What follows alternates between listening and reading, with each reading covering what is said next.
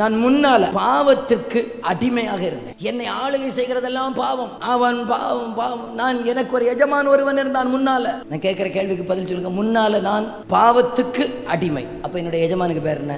பாவம். இவனுக்கு நான் அடிமையா இருந்தேன். ஒரு அடிமை சொந்தமா விடுதலை அடைய முடியாது. ஒரு அடிமைய விடுதலை ஆக்கணும்னு சொன்னா இன்னொரு எஜமானால் தான் முடியும். பழைய பிரமாணமாக்காது. முன்னால நான் பாவத்துக்கு அடிமை.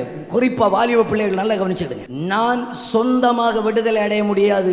என்னை விடுதலை ஆக்கணும்னு சொன்னா இன்னொரு எஜமான் நினைச்சாதான் என்ன விடுதலை ஆக்க முடியும். அந்த எஜமானாக இந்த உலகத்திலே பாவத்தை ரட்சிப்பதற்காக வந்த ஒருவர் தான் நம்முடைய இரட்சகராகிய இயேசு கிறிஸ்து. இனி இந்த எஜமான் இங்க வந்து என்ன விடுதலை ஆக்கணும்னா நான் விரும்பாம இந்த எஜமான் வந்து என்ன விடுதலை ஆக்க முடியாது. நான் இப்ப ரோமர் எழுதின நிருபம் 4, 5, 6 அதிகாரத்தையாக உங்களுக்கு பேசிட்டு இருக்கிறேன். இந்த எஜமான் நான் கூப்பிடாம அவருக்கு இங்க வரவும் முடியாது. பாவத்திலே தொடருகிற ஒருவர், பாவத்தின் ஆளுகைக்குள்ள இருக்கிற ஒருவர் முதல்ல இந்த எஜமான கூப்பிடணும். ஆண்டவரே, நான் இதிலிருந்து விடுதலை பெற விரும்புகிறேன்.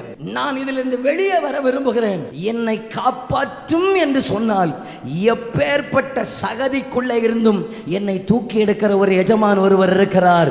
அவர் தான் இயேசு கிறிஸ்து என்கிற எஜமானன். என்ன தெரியுமா பண்ணார்? வந்து நம்ம கூப்பிட்ட உடனே வந்து நம்முடைய பாவங்கள் எல்லாம் நீக்கி நம்மை கழுகி நம்மை சுத்திகரித்து நம்ம வேறு பிரித்து நமக்கு சமாதானத்தை தந்து இந்த பக்கத்தில் அவருக்கு பக்கத்தில் கொண்டு வச்சார். இங்க அவருக்கு பக்கத்தில் கொண்டு வச்சு கொஞ்சம் ரட்சிப்பின் சந்தோஷத்தை தந்து, கொஞ்சம் கிருபையை தந்து, கொஞ்சம் பலனை தந்து, கொஞ்சம் ஜெப ஆவியை தந்து, கொஞ்சம் தாளந்த தந்து, கொஞ்சம் அபிஷேகத்தை தந்த உடனே நம்ம இப்ப எஜமான் ஆயிட்டோம். இயேசு இப்ப நமக்கு அடிமை ஆயிட்டார். பலருக்கு உங்களுக்கு சொல்றேன், அன்றைக்கு நான் பாவத்துக்கு அடிமை, இன்றைக்கு ரட்சிக்கப்பட்ட பிறகு நான் எஜமான் அல்ல, இப்ப நான் நீதிபரருக்கு அடிமையாக தான் இருக்கிறேன். நான் சாகிறது வரைக்கும் அவருக்கு அடிமையாக இருப்பேனே. ஆனால் இந்த எஜமான் அவருடைய சிறகுகளினால என்னை மூடி அவருடைய பாதுகாப்புக்குள்ளே என்னை வைத்து திரும்ப இந்த பாவத்துக்கு என்னை ஒப்புக்கொடாமல் அவரே பாதுகாக்க போதுமானவராக இருக்கிறார்.